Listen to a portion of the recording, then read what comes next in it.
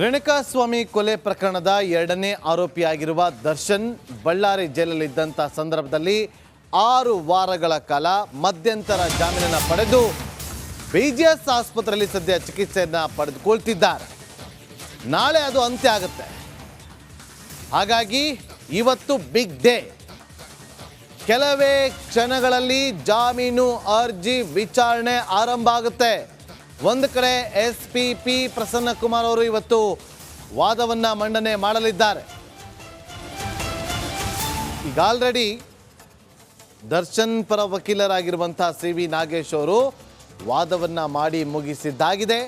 ಯಾವ ಕಾರಣಕ್ಕೋಸ್ಕರ ಜಾಮೀನನ್ನು ಕೊಡಬೇಕು ಅಂತೇಳಿ ಪ್ರಬಲವಾಗಿ ವಾದವನ್ನು ಮಂಡಿಸಿದ್ರು.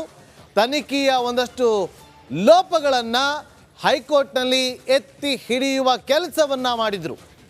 ಇದಕ್ಕೆ ಪ್ರಬಲವಾಗಿ ವಾದವನ್ನು ಮಂಡಿಸೋದಕ್ಕೆ ಈಗ ಆಲ್ರೆಡಿ ಆರಂಭ ಮಾಡಿದಂಥ ಪ್ರಸನ್ನ ಕುಮಾರ್ ಅವರು ಎಸ್ಪಿಪಿ ಇವತ್ತು ಮತ್ತೊಮ್ಮೆ ತಮ್ಮ ಪ್ರಬಲವಾದಂಥ ಪ್ರತಿವಾದವನ್ನು ಮಂಡನೆ ಮಾಡಲಿದ್ದಾರೆ.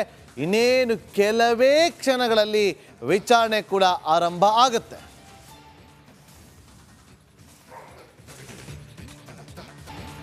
ರೇಣುಕಾಸ್ವಾಮಿ ಕೊಲೆ ಪ್ರಕರಣದ ಎರಡನೇ ಆರೋಪಿಯಾಗಿರುವ ದರ್ಶನ್ ಬಳ್ಳಾರಿ ಜೈಲಲ್ಲಿದ್ದಂಥ ಸಂದರ್ಭದಲ್ಲಿ 6 ವಾರಗಳ ಕಾಲ ಮಧ್ಯಂತರ ಜಾಮೀನನ್ನು ಪಡೆದು ಬಿಜಿಎಸ್ ಆಸ್ಪತ್ರೆಯಲ್ಲಿ ಸದ್ಯ ಚಿಕಿತ್ಸೆಯನ್ನು ಪಡೆದುಕೊಳ್ತಿದ್ದಾರೆ. ನಾಳೆ ಅದು ಅಂತ್ಯ ಆಗುತ್ತೆ.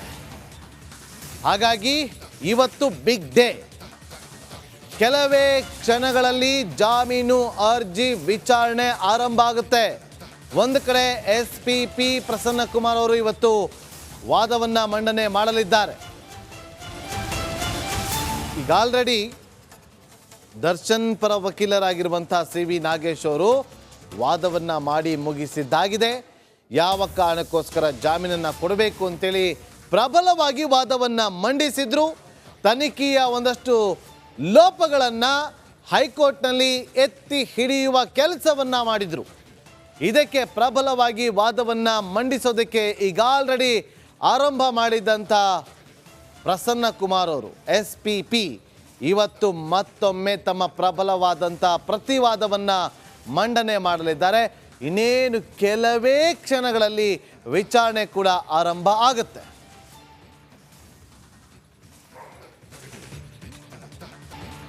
ರೇಣುಕಾಸ್ವಾಮಿ ಕೊಲೆ ಪ್ರಕರಣದ ಎರಡನೇ ಆರೋಪಿಯಾಗಿರುವ ದರ್ಶನ್ ಬಳ್ಳಾರಿ ಜೈಲಲ್ಲಿದ್ದಂಥ ಸಂದರ್ಭದಲ್ಲಿ 6 ವಾರಗಳ ಕಾಲ ಮಧ್ಯಂತರ ಜಾಮೀನನ್ನು ಪಡೆದು ಬಿಜಿಎಸ್ ಆಸ್ಪತ್ರೆಯಲ್ಲಿ ಸದ್ಯ ಚಿಕಿತ್ಸೆಯನ್ನು ಪಡೆದುಕೊಳ್ತಿದ್ದಾರೆ.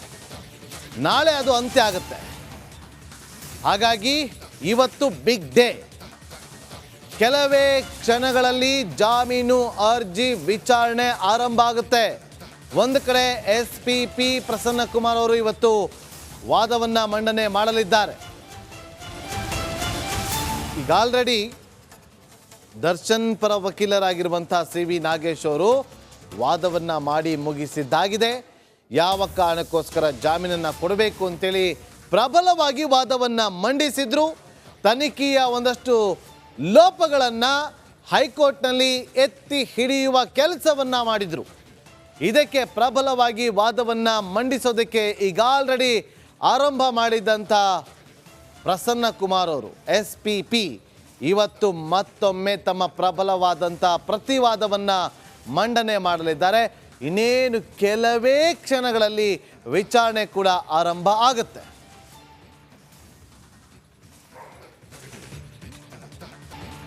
ರೇಣುಕಾಸ್ವಾಮಿ ಕೊಲೆ ಪ್ರಕರಣದ ಎರಡನೇ ಆರೋಪಿಯಾಗಿರುವ ದರ್ಶನ್ ಬಳ್ಳಾರಿ ಜೈಲಲ್ಲಿದ್ದಂಥ ಸಂದರ್ಭದಲ್ಲಿ 6 ವಾರಗಳ ಕಾಲ ಮಧ್ಯಂತರ ಜಾಮೀನನ್ನು ಪಡೆದು ಬಿಜಿಎಸ್ ಆಸ್ಪತ್ರೆಯಲ್ಲಿ ಸದ್ಯ ಚಿಕಿತ್ಸೆಯನ್ನು ಪಡೆದುಕೊಳ್ತಿದ್ದಾರೆ. ನಾಳೆ ಅದು ಅಂತ್ಯ ಆಗುತ್ತೆ. ಹಾಗಾಗಿ ಇವತ್ತು ಬಿಗ್ ಡೇ. ಕೆಲವೇ ಕ್ಷಣಗಳಲ್ಲಿ ಜಾಮೀನು ಅರ್ಜಿ ವಿಚಾರಣೆ ಆರಂಭ ಆಗುತ್ತೆ. ಒಂದು ಕಡೆ ಎಸ್ಪಿಪಿ ಪ್ರಸನ್ನ ಕುಮಾರ್ ಅವರು ಇವತ್ತು ವಾದವನ್ನು ಮಂಡನೆ ಮಾಡಲಿದ್ದಾರೆ. ಈಗ ಆಲ್ರೆಡಿ ದರ್ಶನ್ ಪರ ವಕೀಲರಾಗಿರುವಂಥ ಸಿ.ವಿ. ನಾಗೇಶ್ ಅವರು ವಾದವನ್ನು ಮಾಡಿ ಮುಗಿಸಿದ್ದಾಗಿದೆ. ಯಾವ ಕಾರಣಕ್ಕೋಸ್ಕರ ಜಾಮೀನನ್ನು ಕೊಡಬೇಕು ಅಂತೇಳಿ ಪ್ರಬಲವಾಗಿ ವಾದವನ್ನು ಮಂಡಿಸಿದ್ರು. ತನಿಖೆಯ ಒಂದಷ್ಟು ಲೋಪಗಳನ್ನು ಹೈಕೋರ್ಟ್ನಲ್ಲಿ ಎತ್ತಿ ಹಿಡಿಯುವ ಕೆಲಸವನ್ನ ಮಾಡಿದ್ರು. ಇದಕ್ಕೆ ಪ್ರಬಲವಾಗಿ ವಾದವನ್ನ ಮಂಡಿಸೋದಕ್ಕೆ ಈಗ ಆಲ್ರೆಡಿ ಆರಂಭ ಮಾಡಿದಂಥ ಪ್ರಸನ್ನ ಕುಮಾರ್ ಅವರು SPP ಇವತ್ತು ಮತ್ತೊಮ್ಮೆ ತಮ್ಮ ಪ್ರಬಲವಾದಂಥ ಪ್ರತಿವಾದವನ್ನು ಮಂಡನೆ ಮಾಡಲಿದ್ದಾರೆ. ಇನ್ನೇನು ಕೆಲವೇ ಕ್ಷಣಗಳಲ್ಲಿ ವಿಚಾರಣೆ ಕೂಡ ಆರಂಭ ಆಗುತ್ತೆ.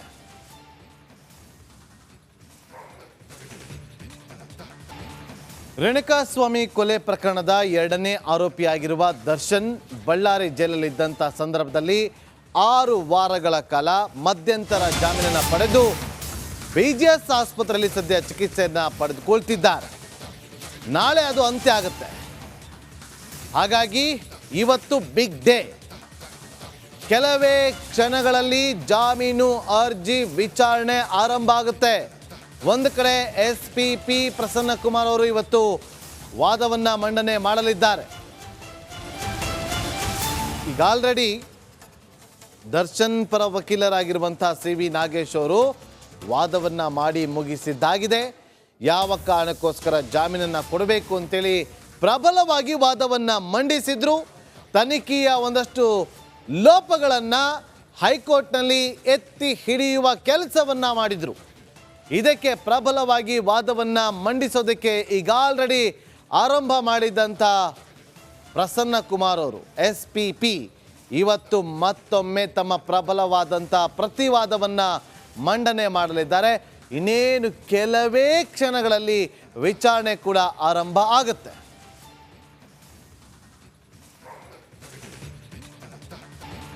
ರೇಣುಕಾಸ್ವಾಮಿ ಕೊಲೆ ಪ್ರಕರಣದ 2ನೇ ಆರೋಪಿಯಾಗಿರುವ ದರ್ಶನ್ ಬಳ್ಳಾರಿ ಜೈಲಲ್ಲಿದ್ದಂಥ ಸಂದರ್ಭದಲ್ಲಿ 6 ವಾರಗಳ ಕಾಲ ಮಧ್ಯಂತರ ಜಾಮೀನನ್ನು ಪಡೆದು BGS ಆಸ್ಪತ್ರೆಯಲ್ಲಿ ಸದ್ಯ ಚಿಕಿತ್ಸೆಯನ್ನು ಪಡೆದುಕೊಳ್ತಿದ್ದಾರೆ. ನಾಳೆ ಅದು ಅಂತ್ಯ ಆಗುತ್ತೆ. ಹಾಗಾಗಿ ಇವತ್ತು ಬಿಗ್ ಡೇ.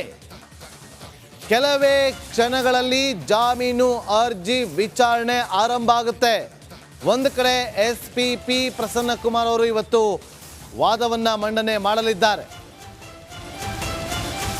ಈಗ ಆಲ್ರೆಡಿ ದರ್ಶನ್ ಪರ ವಕೀಲರಾಗಿರುವಂಥ CV ನಾಗೇಶ್ ಅವರು ವಾದವನ್ನ ಮಾಡಿ ಮುಗಿಸಿದ್ದಾಗಿದೆ. ಯಾವ ಕಾರಣಕ್ಕೋಸ್ಕರ ಜಾಮೀನನ್ನು ಕೊಡಬೇಕು ಅಂತೇಳಿ ಪ್ರಬಲವಾಗಿ ವಾದವನ್ನ ಮಂಡಿಸಿದ್ರು. ತನಿಖೆಯ ಒಂದಷ್ಟು ಲೋಪಗಳನ್ನು ಹೈಕೋರ್ಟ್ನಲ್ಲಿ ಎತ್ತಿ ಹಿಡಿಯುವ ಕೆಲಸವನ್ನ ಮಾಡಿದ್ರು.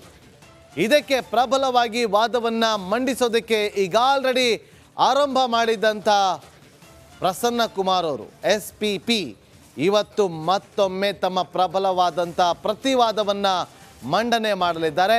ಇನ್ನೇನು ಕೆಲವೇ ಕ್ಷಣಗಳಲ್ಲಿ ವಿಚಾರಣೆ ಕೂಡ ಆರಂಭ ಆಗುತ್ತೆ.